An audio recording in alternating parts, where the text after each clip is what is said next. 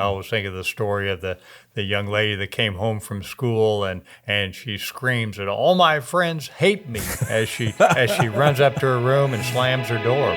Well, welcome to the Faithful Fathering Podcast. This is Rick Wirtz. Thank you for joining us. I am the founder and president of Faithful Fathering, where we encourage and equip dads to be faithful fathers. Mm-hmm. Our vision is to engage dads in raising a godly generation and reinvigorate the church, the capital C church, on the fathering front. In the studio with us, this podcast is a continuation of the coaching season. We're talking about the seasons of fathering, teacher, coach, and counselor. We're talking about the coaching season, and with us in the studio today is Mike Rosas, president and founder of Uprising Society. A blessing to have you with us, Mike. Thank you so much. Always an honor to be on the podcast with you, Rick.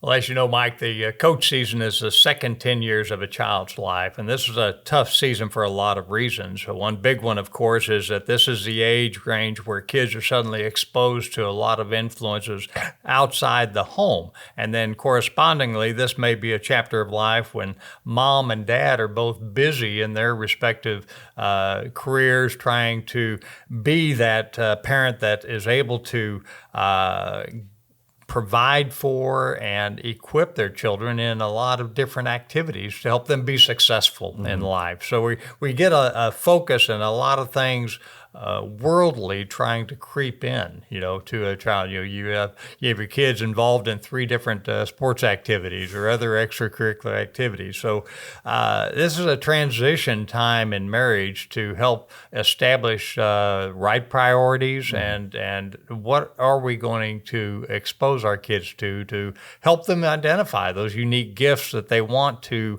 that we want them to find to glorify God in their lives, but we also don't want them so busy that we have no family time. Have you had any of that transition realization in your life? Yeah, so our kids are in homeschool, and so it gives us more time to kind of mold their minds and to work with them. But at the same time, we want them to be, we want them to experience the outside world. We have our oldest daughter in gymnastics. Our youngest daughter is getting ready to start ballet. And so we try to see what their gifts and talents are. And we always try to connect what they're doing. Even if it's for fun, we want them to understand there's beauty and purpose in everything that we do. Mm-hmm. And when we do it, it's worship unto the Lord. And so I think when we try to create importance for it, they can have fun and it be, rearing or building up. And so for us, it's important for our girls to have abilities to express themselves. But to understand what we try to preach a lot at home is the large picture, right? It's the long vision. What are we looking at and how that interacts? And so, a lot of people can say, well, it's very extreme.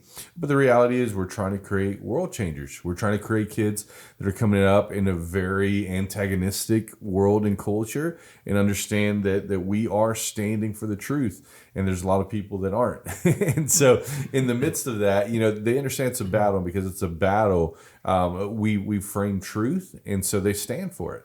Well, and that I really applaud the homeschooling effort. I always think of the story of the young lady that came home from school and she screams that all my friends hate me as she runs up to her room and slams her door, right? And I think this is, again, one of those challenges in the coach season of fathering is helping a child understand what real friendships are. Yes. And how they're supposed to grow in those. So do you remember feeling like that with friends in school, how all of a sudden your friends turned against you? Yes. It was odd because they were one way when you were with them, and then when they were around a group of people, they were different. Right, and that's really what was very powerful about this particular example is that the mother understood very clearly what the daughter had experienced, because girls can get pretty ugly in middle school, right? Yes. And the mother had actually had what was called a slam book written on her when she was in middle school. Whoa. Which a slam book is where girls will take a spiral notebook and write ugly,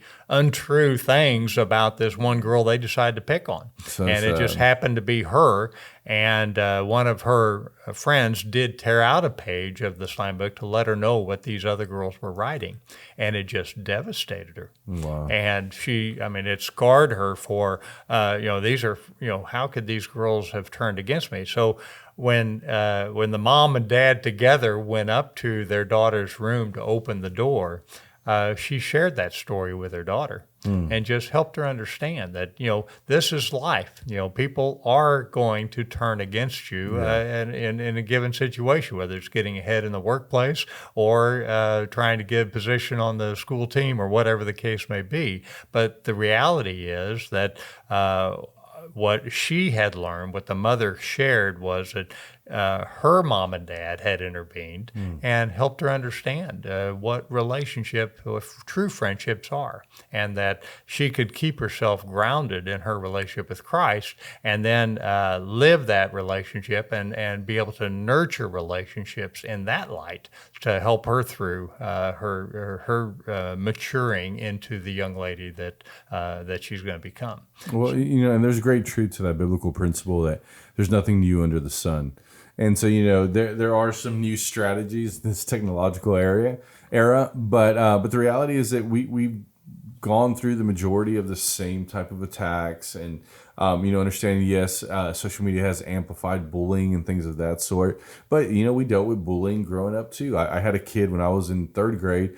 Because I stuttered, he was in eighth grade. He would come and he would choke me and throw me into the lockers because he didn't like how I spoke. And so we communicate to our kids like, hurt people do things that hurt. Bad people can do bad things.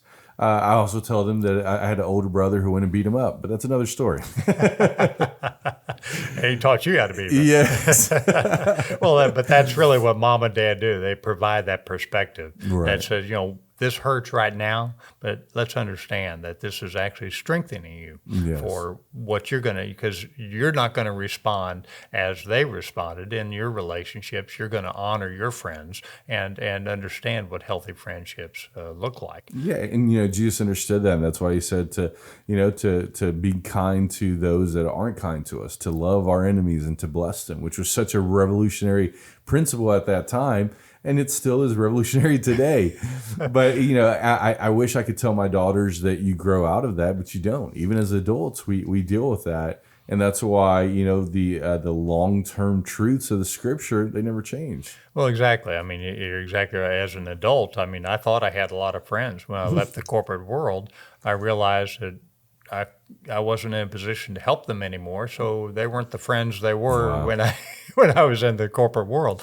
And I thought that's an interesting perspective, because I realized that friends are important, but I didn't have any at that point in time, because what I thought were friends weren't necessarily friends. But that's, as a kid, friends are usually neighborhood kids or classmates. And, by definition, a friend is a person whom one knows and whom one has a bond of mutual affection, typically exclusive of any sexual or family relations. So that bond of mutual affection might be a common interest in sports or, other activities. So as kids mature, it's absolutely normal for interests to change. And of course, friends will change as a result. So even the best of friends can experience some of the other, as interests diverge or other friends start to pull them apart in different directions, that the kids need a good coach to help them understand that that's just the natural process. It's a natural growth,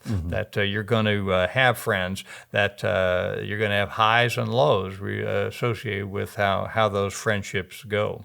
So again, other highs and lows that you've had or that your kids have had in friendships over the years. My daughters, again, they're very soft-hearted. They don't understand why, friends can be very close to them and have fun, but as soon as they find another friend that's closer, they'll just drop them and they'll run across the room and play with somebody else. And they say, Dad, I don't understand. We were playing, we were having fun. And then so-and-so came by and they just left me and stopped talking to me. And it's like, it's a low, because you don't want your kids at this age to see that cruelness of the world. But, when it comes, you've got to, you've got to roll with the punches. And so we just started, again, like they probably just forgot, or, you try to cover up as much as you can for them to understand. It's not that they don't like you. It's just they may have a closer affinity or tie to this other friend. And for us, we've never tried to shield our kids from the fact that it's a tough world. It's not a perfect world. And even though God loves us, when we go through tough times, it doesn't mean he loves us any less. It just means you go through a tough world. Well, I always like what Oswald Chambers says. He says, God won't speak to us through our ears necessarily. He'll speak to us through our circumstances. So that opportunity to share that with the kids, to understand that these circumstances all happen for a reason. And so that's something. But in the Gospel of John, Jesus says, I no longer call you servants, because a servant doesn't know what his master's of his master's business. Instead, I've called you friends, for everything that I learned from my Father I have been made known to you. So, Jesus introduced his disciples to a whole new level of relationship that because he had taught them everything that his Father had taught him, and that what they needed to know to take the next step as his disciples, they were going to move into this new level of relationship called friendship, which is huge. And so it was time to move and comprehend the why behind his teaching, why he was born of the Virgin, why he was not of this world, why he must be killed. And so those are the things that he started to share as friends, and particularly true with Peter, James, and John when he took them to another level at the Transfiguration.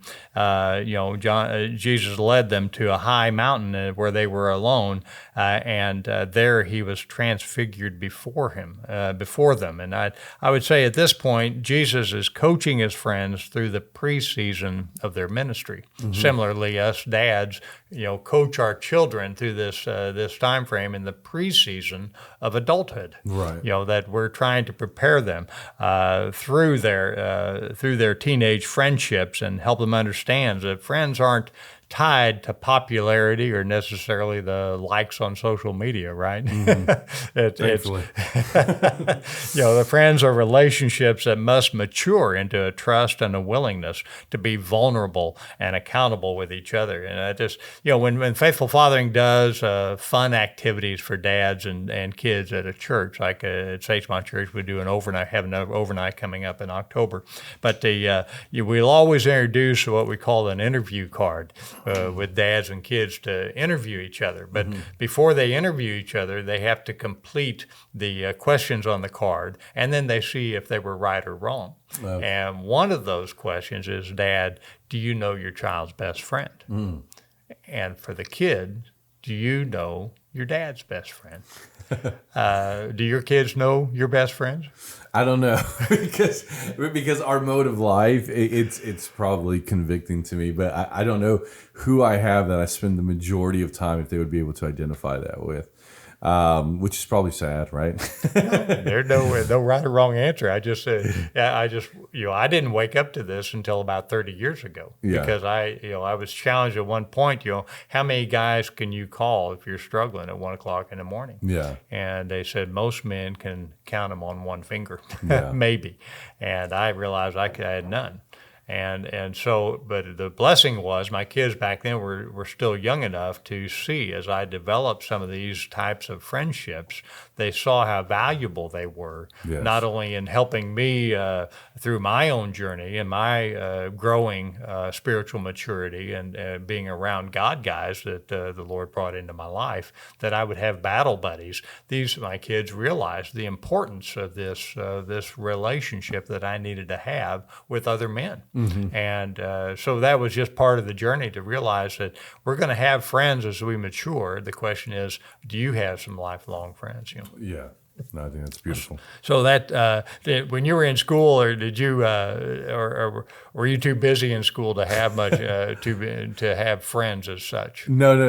I definitely did. I grew up with a couple of different guys. I think my closest friend from about second grade was a guy named Philip Anderson. And then we went to a private school together in elementary. Then we ended up living close to each other, so we went to the same middle school and high school together, and ended up going to college together too. He moved in with us for a while too, for a couple of years, and so kind of just one of my closest friends. We had a lot of the same hobbies. We were both believers. We both played basketball, and so there's just a lot of intersections where we connected. That's great. I confess I was a loner through high school and college. I was just trying to survive and trying to overcome, right?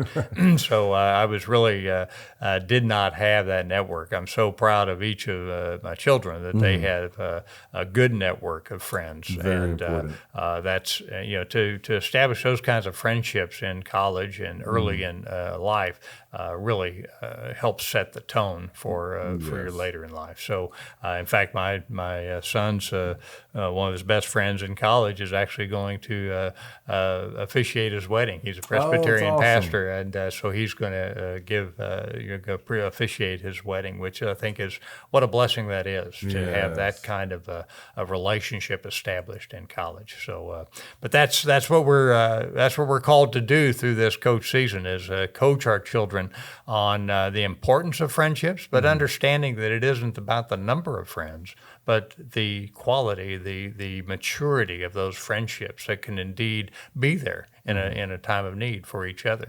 So that's my charge to dads, is to really provide through your own experiences and as your kids mature, provide that healthy perspective on what friendships are. And that's what Jesus exemplified for us as he promoted his disciples from servants to friends. And that's what we're to be encouraging our children in a healthy perspective for friendships. So dads, get those friends, know you have those friends, convey that to your children as they mature. And that's the dad you're called to be, and that's the dad the next generation needs to see. So thanks for being here, Mike. God bless. Godspeed.